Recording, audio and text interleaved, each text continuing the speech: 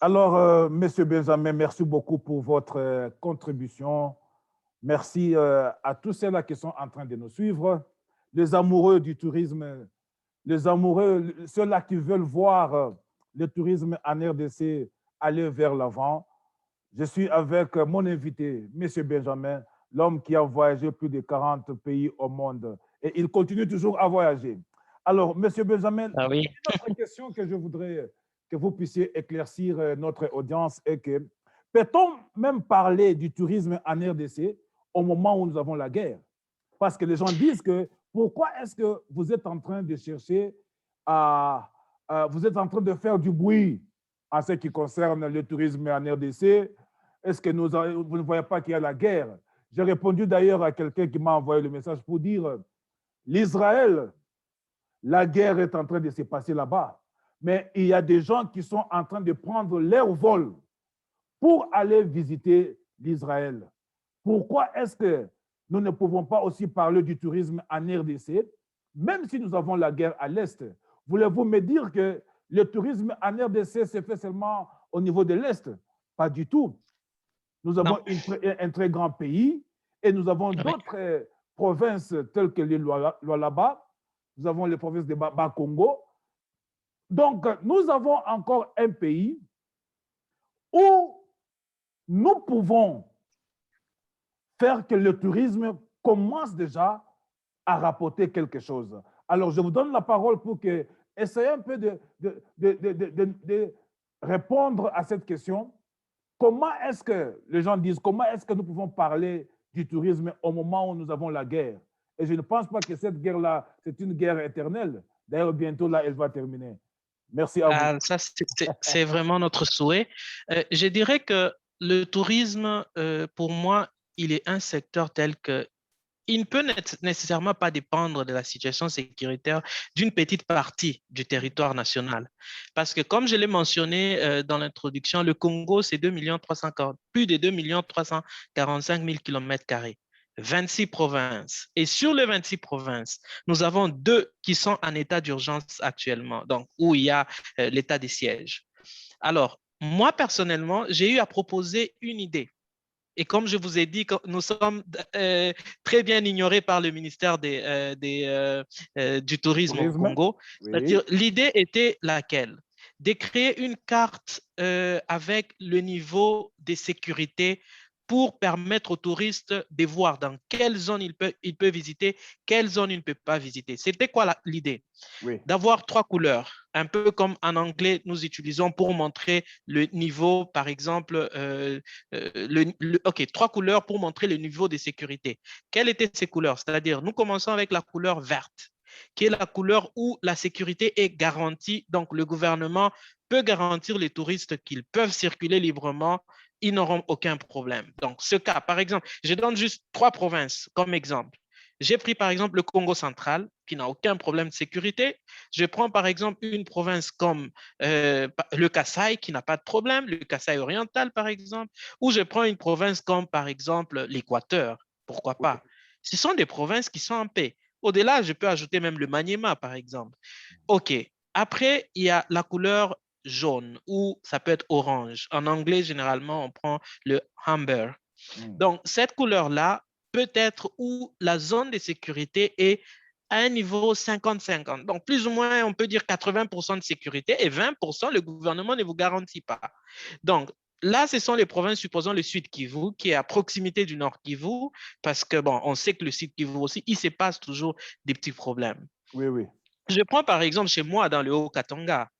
On peut la mettre aussi comme la zone couleur orange ou amber parce qu'on a aussi des petits problèmes avec les postes de résistance qu'il y Oui, avait, oui, oui, oui, Bakatakatanga et autres. oui, Pourquoi oui. pas qu'on dise parce que non seulement ça, il y a aussi l'insécurité parfois dans la nuit. Donc voilà pourquoi je trouve que ce sont ces genres de provinces, on peut aller au-delà. On peut prendre par exemple la province du Bas-Ouélé qui est à côté aussi de l'Ituri qui peut être aussi considérée comme étant une province à amber, donc jaune. Après, nous avons la couleur jaune-rouge. La rouge, par exemple, c'est là que le gouvernement ne garantit pas la sécurité aux touristes. C'est-à-dire, on prend le Nord Kivu pour le moment, où il y a d'ailleurs l'état des sièges, et espérons qu'il finira bientôt. Et au-delà, il y a aussi la province de l'Ituri. Donc, Nord Kivu et Voilà. Ituri peuvent être en rouge. Cela permettra aux touristes de venir, parce que vous avez donné le cas de l'Israël. Israël est indépendant depuis 1947 et ce pays n'a jamais connu la paix. La paix. Et vous verrez que ce pays connaît un boom touristique tel que ça dépasse la quasi-totalité des pays d'Afrique. Voilà. Israël, c'est plus de, je sais pas, 20 millions de touristes, 30 millions de touristes par an qui atterrissent à l'aéroport Ben Gurion. Donc, je pense qu'en ce moment-ci, nous pouvons ouvrir des corridors touristiques. C'est par exemple, nous avons, au Congo actuellement, nous avons officiellement 3 aéroports internationaux. Et les 3 aéroports sont viables pour accueillir les touristes. C'est-à-dire l'aéroport de la Loano à Lubumbashi, l'aéroport de Bangoka à Kisangani et l'aéroport de Kinshasa qui va desservir le Congo central, le Grand Bandundu jusqu'à l'Équateur et tout. Donc, je pense que le tourisme peut être toujours un secteur très important, viable pour l'économie congolaise, malgré la situation d'insécurité qui sévit dans l'Est de la RDC. Merci beaucoup pour cet apport que vous venez d'apporter. En fait, l'intention pour laquelle nous sommes en train de faire ce genre d'émission, c'est pour, comme je l'avais dit au début, apporter notre pierre à l'édifice. Oui. Nous sommes en train de montrer, pas seulement à l'opinion internationale, parce qu'on n'est pas suivi seulement par la population congolaise, mais nous sommes suivis partout au monde. Donc, c'est juste une façon de montrer aussi à l'opinion internationale que le Congo n'est pas ce que les gens sont en train de penser. Moi, je suis basé en Afrique du Sud. Des fois, lorsque nous allons à des salons, on me pose la question, à quand est-ce que nous pouvons aussi visiter le Congo? Je me rappelle une fois là, j'avais un groupe là de 20 Américains qui voulaient venir visiter au Congo. Et comme vous venez de le dire, si au moins on avait une carte qui pouvait montrer les zones selon la sécurité, là, ça allait être quand même, ça allait apaiser les touristes. Parce que les touristes, oui, ils ont besoin d'informations. Parlant même de l'information, M. Benjamin, est-ce qu'aujourd'hui, nous pouvons dire que le ministère du Tourisme a mis à la portée du public l'information à ce qui concerne les sites touristiques, les lieux à visiter? D'ailleurs, je crois cette année, il y aura une conférence, comment je dirais, il y aura une session qui va se passer en Namibie, si je ne me trompe pas, où on va parler de digital à ce qui concerne le tourisme. Est-ce que pouvons-nous même parler en ce qui concerne le digital dans le domaine du tourisme au Congo? C'est une question très importante actuellement parce que nous savons que la technologie a pris, pardon, une importance très capitale dans la vie des tout jeunes et nous ne pouvons que nous référer pratiquement un peu à tout ce qui est digital. Prenons le cas au niveau du ministère du Tourisme, je dirais non, tout est encore archaïque. Tout est encore archaïque. Ils ont essayé parfois, ils essayent parfois, mais il n'y a absolument rien. Je prends le cas. Pourquoi essayer, Oui. M. Benjamin? Pourquoi essayer au moment où nous devons le faire? Je parle d'essayer parce qu'il y a l'instabilité au niveau aussi de nos institutions. Le ministre sortant est parti. Je prends un exemple. Il est parti plus d'un mois après ou pardon, qu'est-ce que j'ai dit là? Plus de 20 jours après, je vais sur le site du ministère du Tourisme vérifier là-bas. On m'accueille. Le ministre, c'est le sortant, vous souhaite la bienvenue sur le site du ministère du Tourisme. C'est-à-dire que le site du ministère du Tourisme n'est même pas mis à jour. Et que dire, par exemple, des réseaux sociaux? Est-ce que le ministère du Tourisme a même des applications? Supposons une application spéciale sur un peu le canevas du tourisme au Congo. Hein, c'est un peu des trucs que vous trouvez partout. Ou les guides, vous prenez par exemple le guide d'une ville.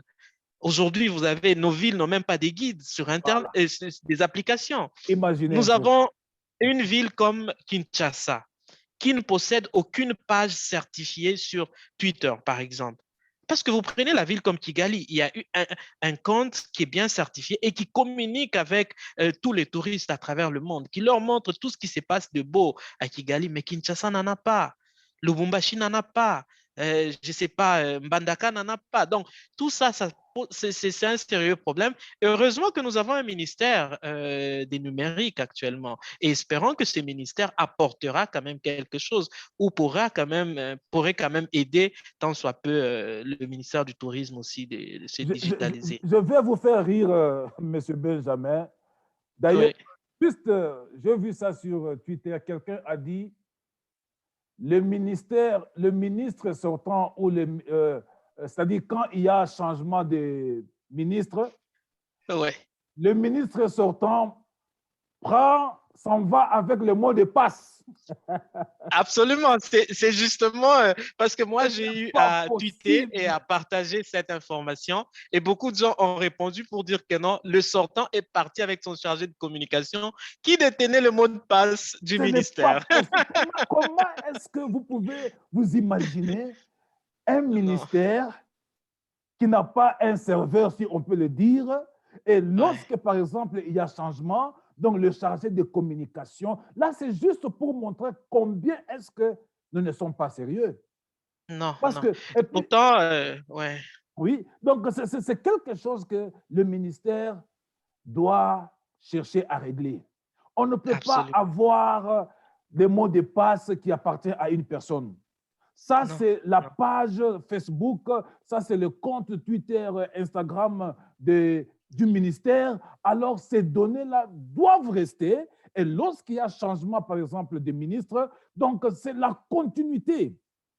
Vous l'avez dit même, Absolument. lorsqu'il y a changement, on risque, un touriste risque d'aller sur notre réseau social du ministère du Tourisme et continue à voir la photo du ministre sortant, ou soit, comme vous venez de le dire, le Voilà. ministre sortant vous dit la bienvenue au moment où il n'est plus ministre.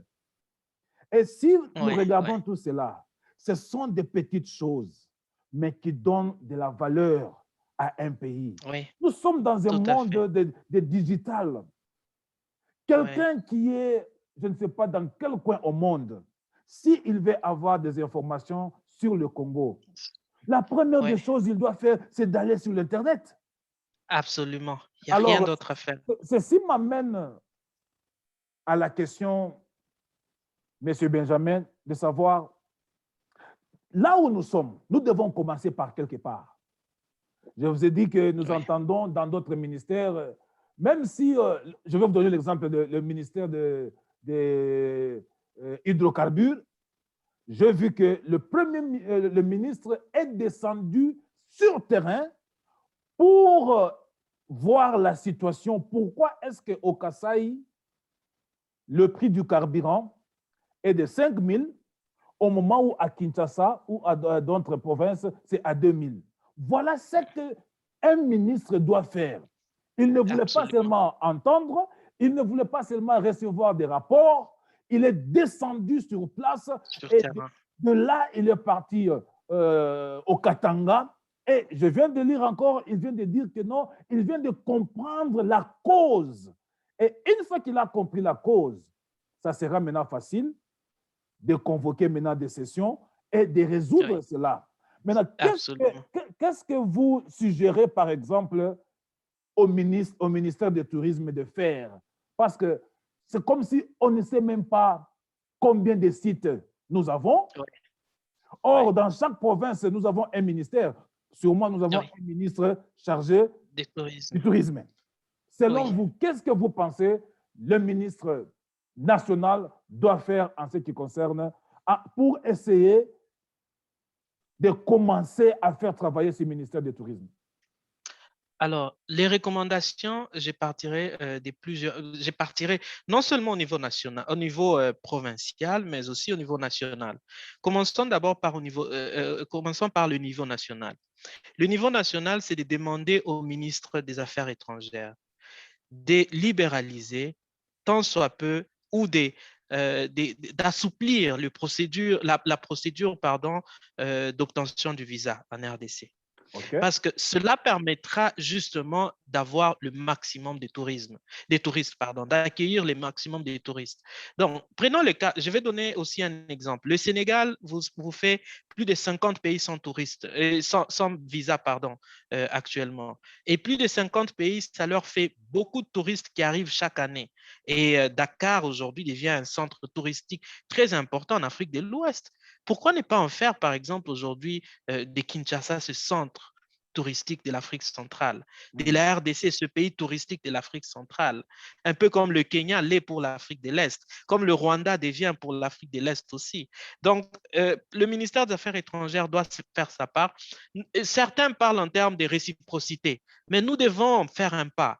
Parce que si nous faisons un pas, on s'est dit, OK, autant de pays, nous libéralisons les visas. Et aussi verront, ils disent, ah, OK, ils ont fait quelque chose et C'est ils feront la même gagnant-gagnant. chose. Oui, Voilà. voilà.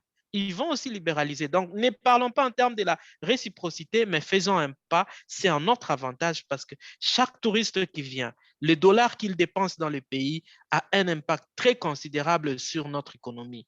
Deuxièmement, je demanderai au ministère du Tourisme d'avoir des sessions directes avec tous les ministres provinciaux du tourisme qui sont sur place dans les provinces. Je sais que ça peut être difficile pour lui de voyager dans chaque province, mais qu'il les réunisse Nous avons peut-être le même digital. annuellement. Voilà. Oui, Oui, le digital. voilà, oui, On peut commencer avec le digital. Et par après, absolument. maintenant, vous lui dites, OK, j'ai votre rapport. Maintenant, Oui, j'ai besoin de tout le oui, monde, une fois par an, par exemple. oui.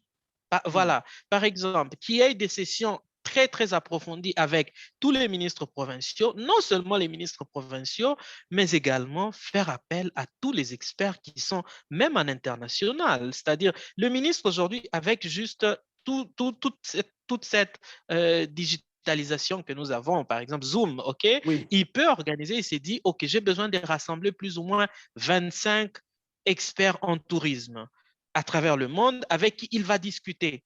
Un seul sujet, par exemple, qu'est-ce que je peux faire?